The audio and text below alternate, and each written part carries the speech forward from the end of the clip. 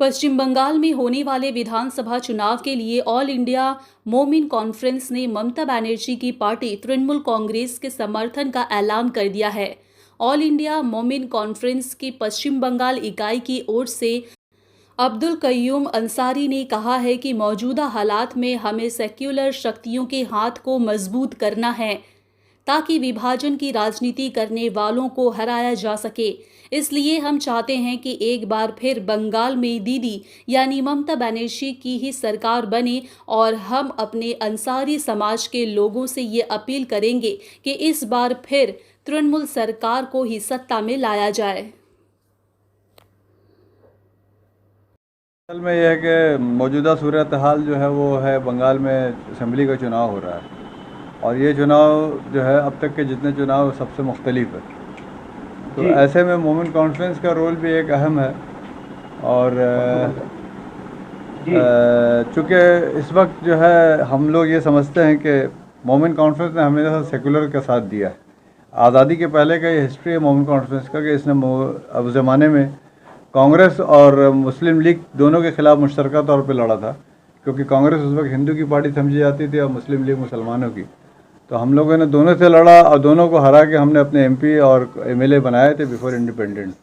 तो ये हमारा रिवायत रहा है कि हम सेकुलरिज्म के साथ देते हैं, क्योंकि हिंदुस्तान जो है एक सेकुलर मुल्क है और जो ख्वाब था जवाहरलाल नेहरू, सेकुलर पार्टी अपने आप को सभी कहती है, लेकिन बीजेपी के बारे में तो ये चीज़ आया है कि उसका एक ही मंशा है और बाकी जो दो पार्टी हैं वो उन लोगों ने अपने सेकुलर क्रेडेंशियल खो दिया है। क्योंकि अब्बास सिद्दीकी के साथ अलाइंस करने के बाद जो है अफसोसनाक पहलू ये है कि उनके साथ अलाइंस करने के माने ये है कि फिर एक धार्मिक पार्टी, सिद्दीकी को हक नहीं है?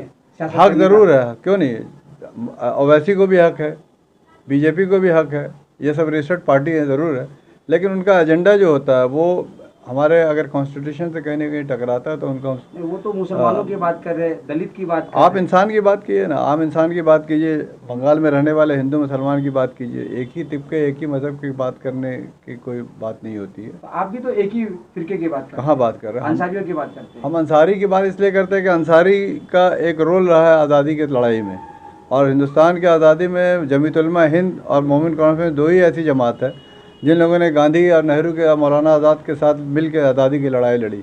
तो हमारा एक दावा और हमारी एक तारीख़ है, हम उस तारीख़ के हिस्सा है। बंगाल में कितने फीसद होंगे अंसारी?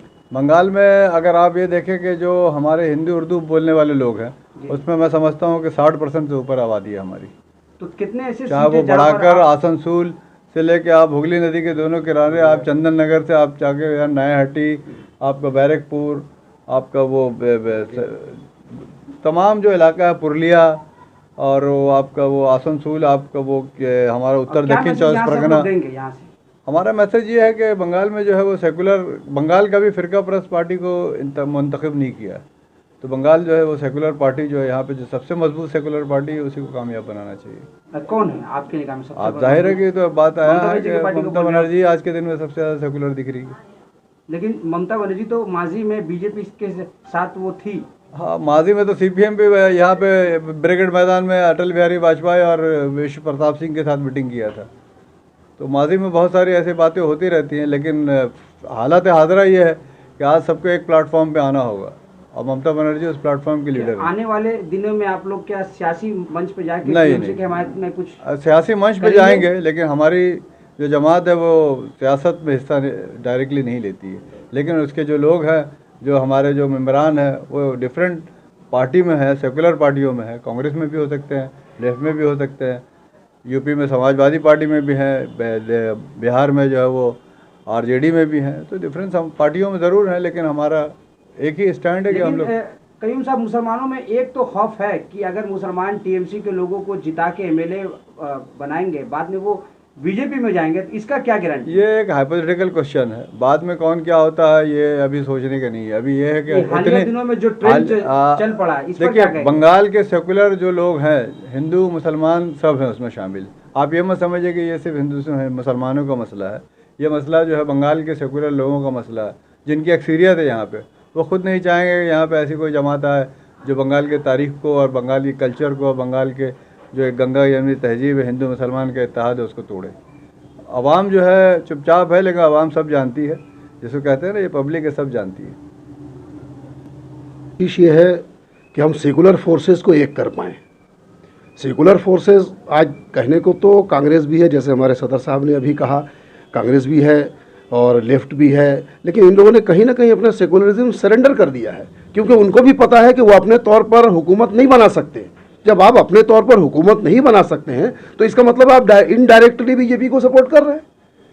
डायरेक्ट जब आप हुकूमत नहीं बना सकते, अगर आप हुकूमत इस 35 सालों तक सीपीएम ने हुकूमत की तो 35 सालों तक मुसलमानों ने सीपीएम का साथ दिया, क्योंकि उसके सेकुलरिज्म पर लोगों का एतमाद था। लेकिन आज सेकुलरिज्म उनका खतरे में है, उनको अच्छी तरह पता है कि हम हुकूमत नहीं बना सकते। तो फिर अगर आप तो सिवाय इसके कि आप वोट कटवा आप हैं, आप वोट मुसलमानों का वोट बांटने के फिराक में हैं।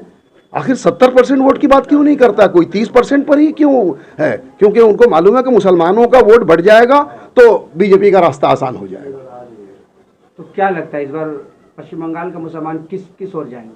पश्चिम बंगाल का मुसलमान बहुत समझदार है, बहुत होशियार है, मुख्तलिफ लोगों की बातों को सुनता है, लेकिन फैसला अपने आप करता है।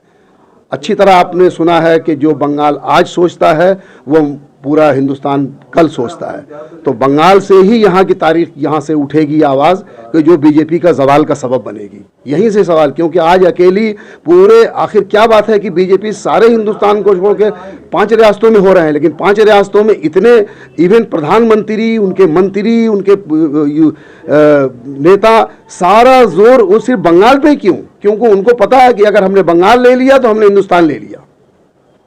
যাবো যে আমাদেরকে এক হয়ে এখন আমাদেরকে ভোটটা করতে হবে সেকুলারের মধ্যে। এখন বিজেপিকে আটকাতে হবে, কারণ বিজেপি আসলে পরে শুধু আমাদের বেঙ্গলে অসুবিধা হবে না, আমাদের আগামী দিনে সংবিধান বিপদে পড়বে।